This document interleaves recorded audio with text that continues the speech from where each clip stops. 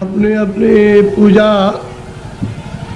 धीरे धीरे करते रहो और इधर जो सुनाया जाए उसको भी सुन लो। पूजा बच्चे बच्चियां अपने करते रहें और जो पूजा कर ले वो यहाँ बैठ जाओ। थोड़ा सा कान लगा के सुन लोगे तो जीवन तुम्हारा ये सार्थक बनेगा।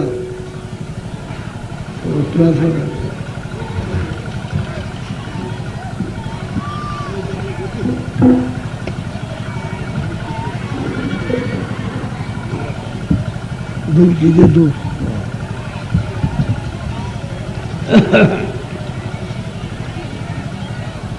जय गुरुदेव,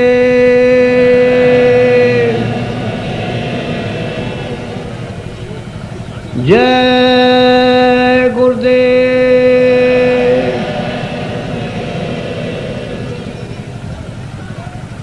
जय गुरुदेव,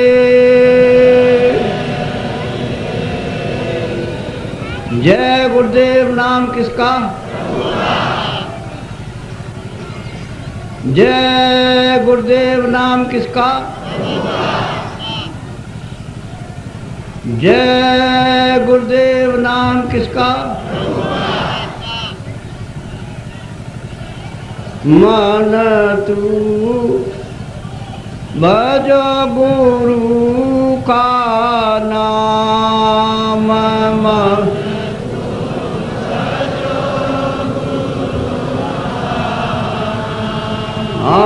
मैं मन तू भजो गुरु का नाम,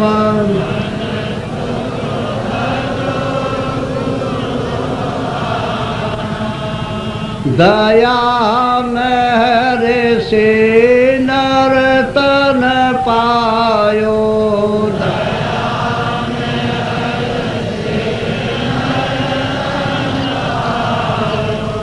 मति करना अभिमान,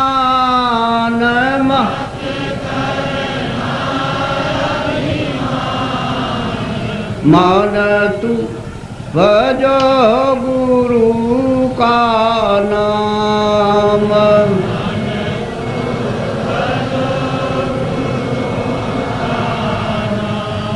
एक दिन खाली पड़ा रहेगा,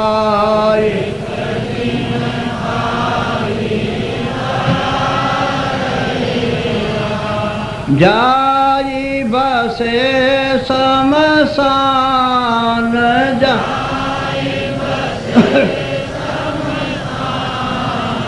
मन तू भजो गुरु का नाम,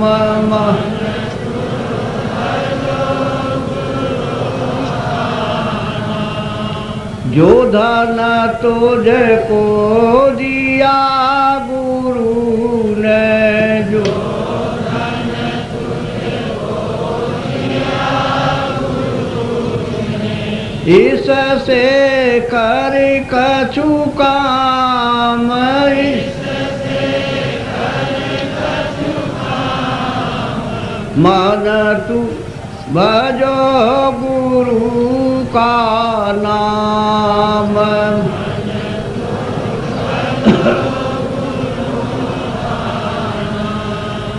अंत समय यो ही लौट जाएगा,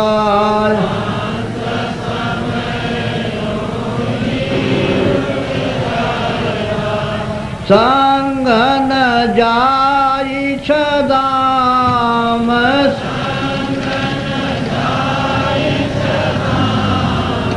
मन तू भजो गुरु का नाम,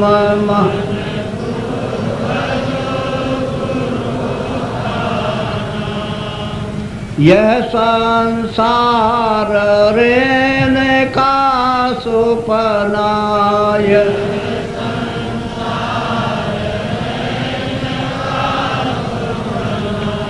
आई किया विश्राम, आई किया मन तू भजो गुरु का नाम।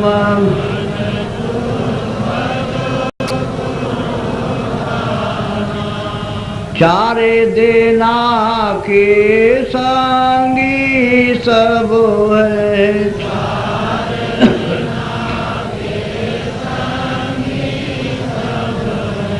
अंत न आवे काम,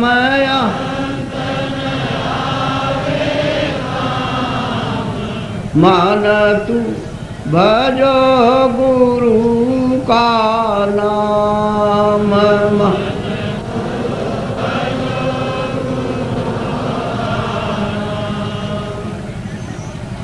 तासे चेत करो सतसंगत,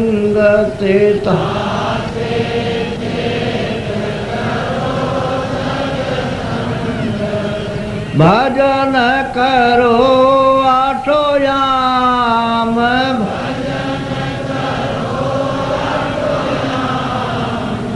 मन तू भजो गुरु का नाम। मान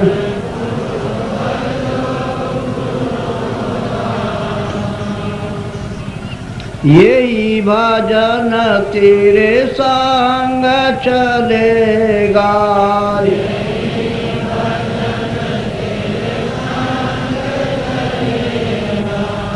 पावेगा या राम,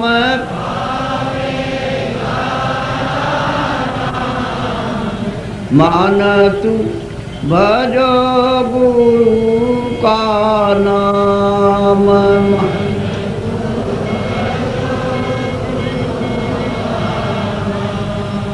दया मेरे सत्य गुरु से लेकर,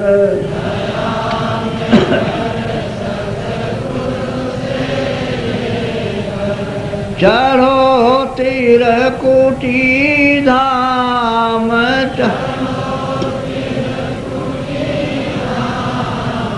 मान तू भजो गुरु का नाम।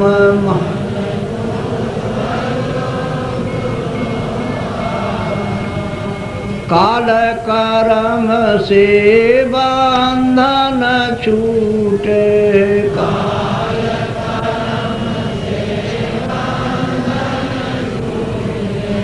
मिले पुरुष सत्य नाम में, मान तू भजो गुरु का नाम।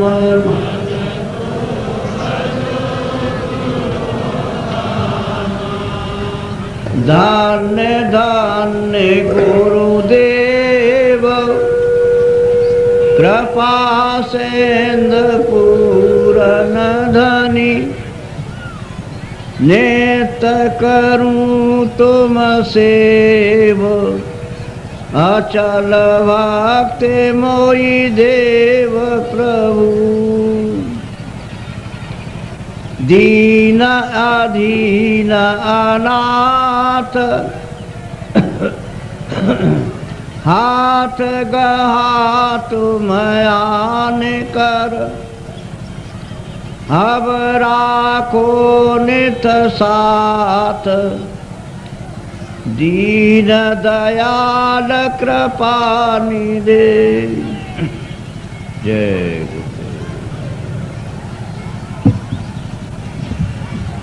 नर नारियों,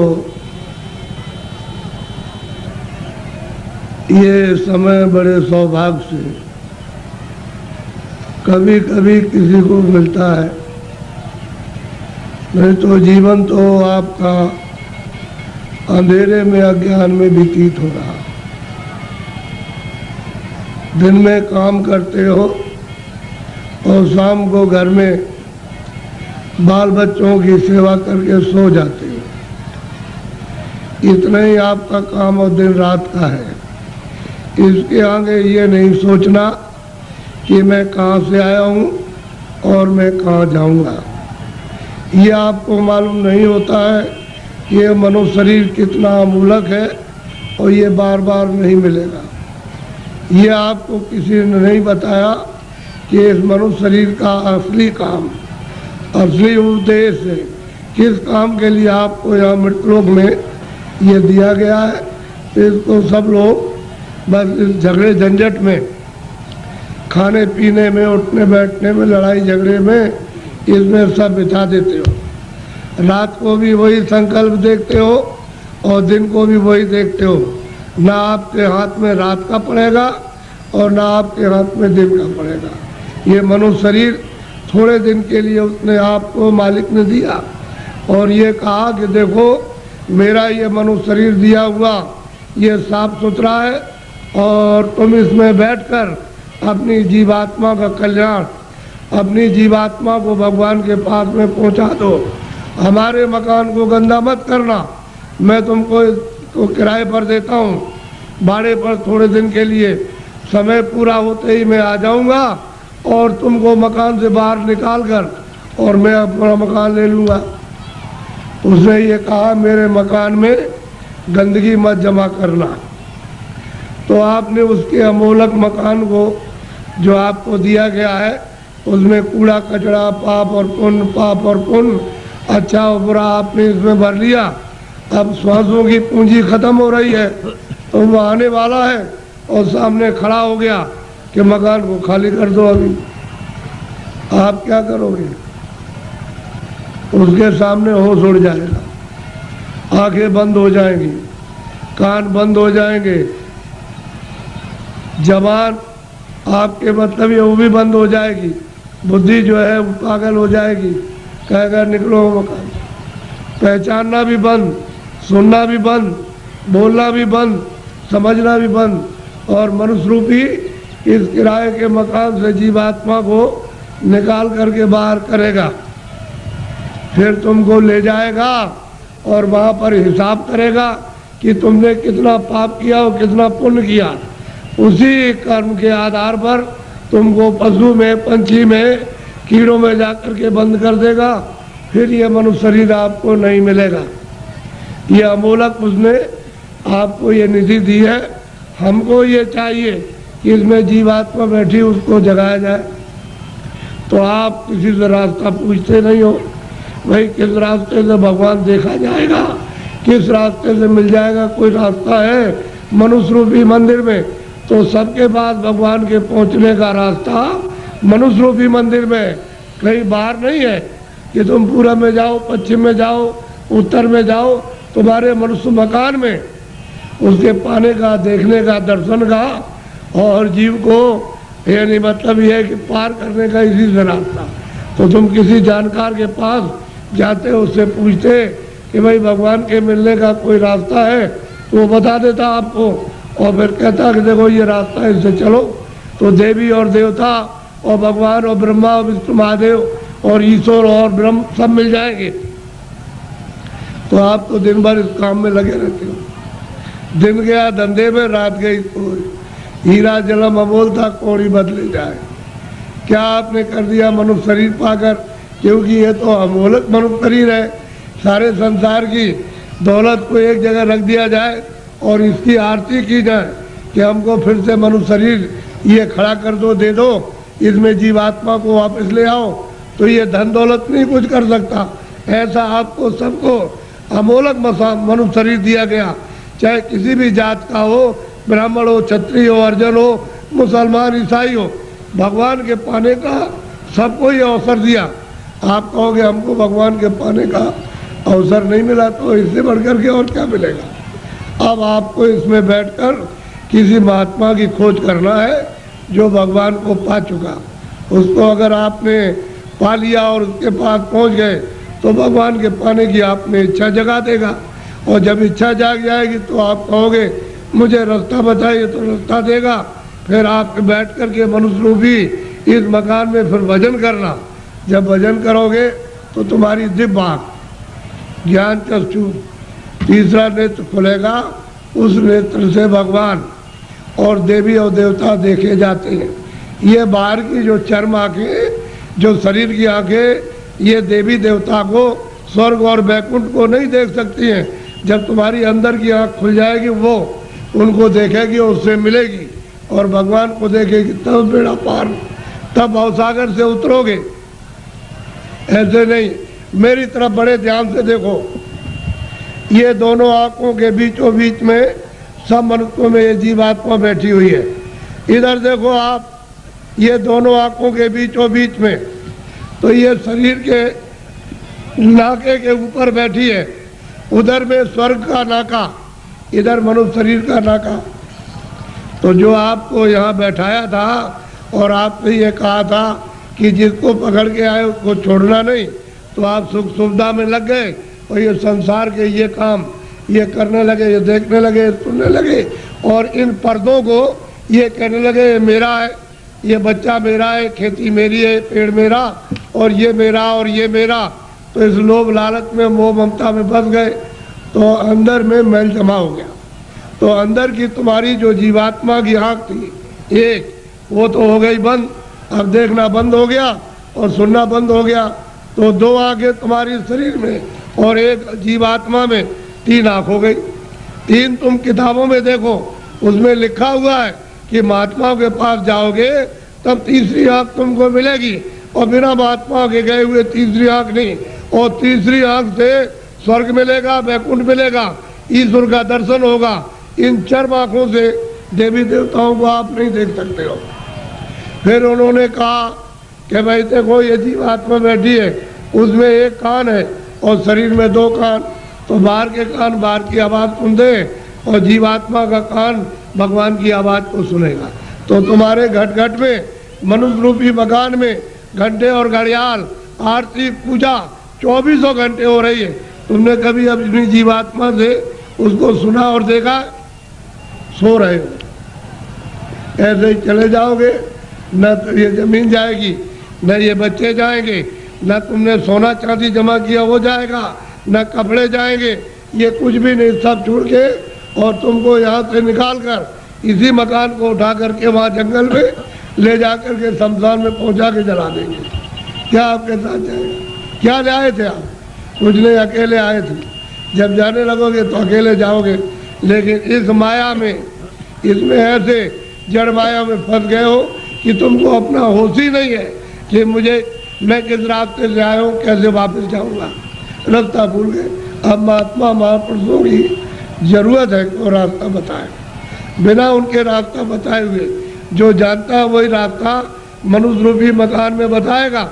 और तुम्हारा ये जो दिल है, ये हृदय जो कूड़ा कचरा पाप और पुण्य का यहाँ भरा, यहाँ नहीं, यहाँ कूड़ा कचरा नहीं है, ये सब यहाँ पर भरा हुआ, उसको महापुरुष साफ करेंगे। और फिर जब सफाई कर देंगे तो मन और बुद्धि और चित्त तुम्हारा निर्मल हो जाएगा। तो जीवात्मा जब साफ होगी तो आँख खुल जाएगी, कान भी खुल जाएंगे, सुनने भी लगना और देखने भी लगना। जब दिखाई देगा तो देवी देवताओं से मिलना भी, उनसे बात भी करना, और जो उसका रचने वाला जो है, जिसने ये सब कुछ बनाया, उस ईश्वर का भी दर्शन साक्षात्कार होगा। लेकिन तुम्हारे मनुष्य रूपी मंदिर में ही उसका घाट है, उसके पास जाने का। ये असली मंदिर है, ये मनुष्य मंदिर है। इसी को जिस्मानी मस्जिद कहते हैं, इसी बाटी को कहते हैं चर्च।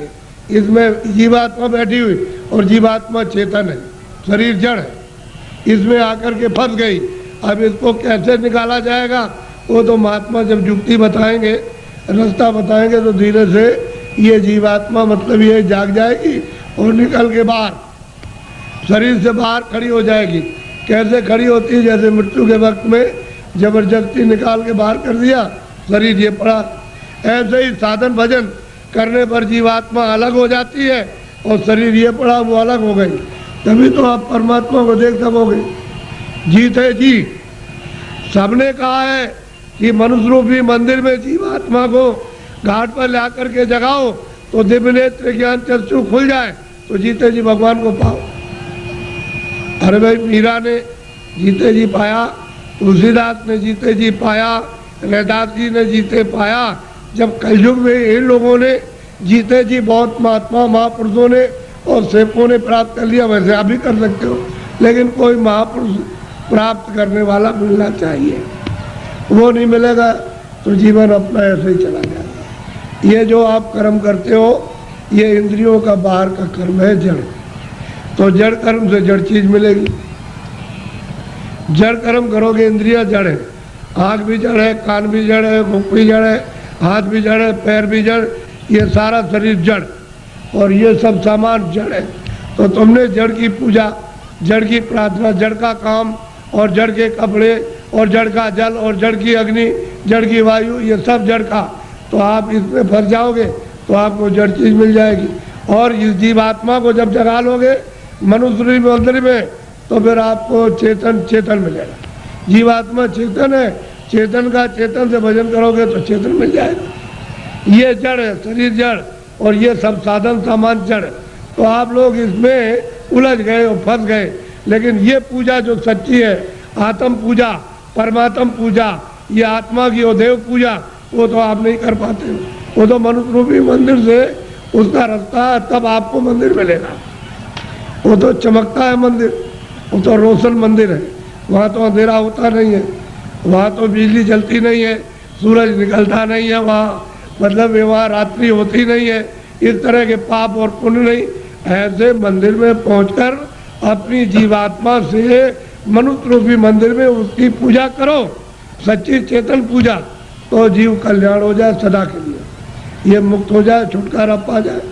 और तुम सच्ची पूजा नहीं करोगे तो इसमें फंस जाओगे तो आपको क्या मिलने वाला? अरे पाप और पुण्य इसका फल पा जाओगे। आप तो पुण्य करते नहीं हो, पापी पाप दिन और रात करते हो। तो बताओ कैसे तुमको फिर ये मनुष्य शरीर मिलेगा और कैसे भगवान मिलेगा? उसने तो कहा मन और बुद्धि और चित्त है ये निर्मल और अंतःकरण निर्मल जिसका हो जाएगा वो मुझको प्राप्त कर ले। तो आपने तो मन बुद्धि चित्त है, अंतःकरण निर्मल नहीं किया। ये तो काम क्रोध लोभ और मोह और अहंकार में फंसे रह गए। इसमें इस गंदगी को अपने ऊपर लाते रहे, पहाड़ों की तरह से लाद लिया, तो इसको उतारेगा कौन? ये सारा जीवन आपका व्यर्थ जा रहा है। मनुष्य शरीर फिर नहीं मिलेगा। चार खाने बनाइए, पशु योनि, पंछी योनि, कीड़ों की योनि, थल की योनि, इसमें से निकाल के उसमें बंद कर देगा। तो कभी कुत्ते की योनि में, कभी बिल्ली की योनि में, कभी चूहे की योनि में, कभी गाय की योनि में, कभी शेर की योनि में, कभी मछली की योनि में और कभी मगर की योनि में, कभी जीव जंतुओं में, इसमें बंद कर देगा। और अपना कर्जा जो आपने लाद लिया उसके देश में वो लेना देना पड़ेगा। ये कर्जा का देश है बच्चा, ये देश अपने घर में जाने का नहीं है। कर्जा ले और दे, कर्जा ले, कर्जा तुम ले लोगे तो मैं ब्याज के उसको चुकाना और आप चुका नहीं सकते हो। तो कर्म कर्जा है, जो पाप पुण्य करते हो यही पर देना आपको, यही आपको जन्म लेना, यही मरना। इससे छुटकारा इस जीव का नहीं हो सकता। और जब जब मनुष्य शरीर मिला तब तब आपने बर्बाद कर दिया। अब की बिना उसको भी ऐसे ही गवाए देते हो। ये फिर शरीर मिलेगा। अब की बार हाथ से चला गया तो ये गांव आपको, ये बच्चे आपको, ये सब कुछ देखने को आपको नहीं मिलेगा। वो दूसरी योनि में कई जंगल में बंद कर देगा, वहाँ करोड़ों वर्षों तक भटकते रहो, रोते चिल्लाते रहो, उस दुख और दर्द में कौन सुनवाई करेगा? और नरकों में भेज दिया तो वहाँ कितने नाम के नरक हैं, उसमें सजाएं देगा, वहाँ से लौट के आ नहीं सकते हो। इस मनुष्य शरीर को सार्थक करो। किसी महात्मा की खोज करके उससे पूछो भगवान के मिलने का कौन सा रास्ता है, तो जो जानता होगा रास्ता तुमको मनुष्य शरीर में बताएगा। फिर घर में आके दिन में खेती करो, दुकान और दफ्तर का काम करो, शाम को बच्चों की सेवा करो और 1 घंटे का समय लगाकर मनुष्य रूपी मंदिर में सच्चे भगवान का अपनी जीवात्मा से भजन, तब वो परमात्मा मिलेगा। जीते जी मरने के बाद बच्चा मिलने वाला नहीं है। तुम ये सोचते हो कि मेरे लोग पीछे के चले गए, वो स्वर्ग चले गए, उनकी कोई चिट्ठी पत्री तुम्हारे पास में आई है कि मैं स्वर्ग में पहुंच गया हूँ और तुम यहाँ बैठे हुए हो स्वर्ग के दरवाजे पर, और तुमको भी पता नहीं स्वर्ग क्या चीज है। अरे दरवाजे पे बैठे हो, इधर मनुष्य शरीर का दरवाजा, उधर स्वर्ग का दरवाजा, और मनुष्य शरीर में बैठ करके स्वर्ग में नहीं जा सकते हो तो मरने के बाद पहुंच जाओगे। उनकी तो कोई चिट्ठी पत्री नहीं आई कि मैं यहाँ पहुंच गया हूँ, तुम भी चले आना, तुम भी चले आओगे। और न तुम जानते हो कि मेरे जाने वाले घर के कहाँ गए, उसका पता तुमको नहीं है। इसलिए मनुष्य शरीर के द्वारा अगर तुम पहुंच गए स्वर्ग में तो पहुंच गए, और ऊपर चले गए तो चले गए, और नहीं पहुंचे तो स्वर्ग जाने वाले मरने की बात नहीं हो। इसलिए खोज करो कि मनुष्य मंदिर है, ये असली मंदिर में घंटे घड़ियाल 2400 घंटे परमात्मा के बज रहे। लेकिन तुम्हारी अगर आंख बंद हो जाए, कान बंद हो जाए, तो बाहर से न तो सुनाई देगा न दिखाई देगा। इसी तरह से तुम्हारी अंदर की दिव्य आंख और दिव्य कान तुम्हारे बंद हो गए तो सुनाई और दिखाई नहीं देता। तुम्हारे अंदर के वो दिव्य आंख और दिव्य कान खुल जाए तो सुनाई देने लगे, दिखाई देने लगे। मंदिर में सच्ची आरती करो तो खुश हो जाएगा, प्रसन्न हो जाएगा, तुम्हारा हो जाएगा कल्याण। पूजा करो, प्रेम के साथ पूजा कर लो, लेकिन देवता से ये कहो कि मुझे सद्बुद्धि दो कि मनुष्य रूपी मकान में बैठकर मैं अपनी जीवात्मा को जगाऊं और दिव्य नेत्र खोल करके आपका सच्चा दर्शन करूं। ये ठीक। और मांगो कि कोई महात्मा जानने वाले मिल जाए जो वहां तक पहुंचे हो देवी देवताओं के पास और उस परमात्मा के पास, और वो हमको रास्ता बता दे, और उनकी कृपा से और दया से रास्ता पा जाए हम आपके पास और भगवान के पास पहुंच जाए। ये देवी देवताओं से, गंगा जमुना से प्रार्थना करना चाहिए, और ये प्रार्थना करनी चाहिए कि ऐसी सद्बुद्धि दो कोई पाप कर्म न करे, कोई झूठ न बोले, धोखा न दे, बेईमानी न करे। जितना भी काम करे, नेक काम करे, अच्छा काम करे, पुण्य का काम करे, किसी को सताए नहीं, किसी को मारे नहीं, के घर में किसी के खेत में चोरी न करे। ये देवताओं से प्रार्थना आपको गंगा जमुना में स्नान करते हुए करना चाहिए। अब आप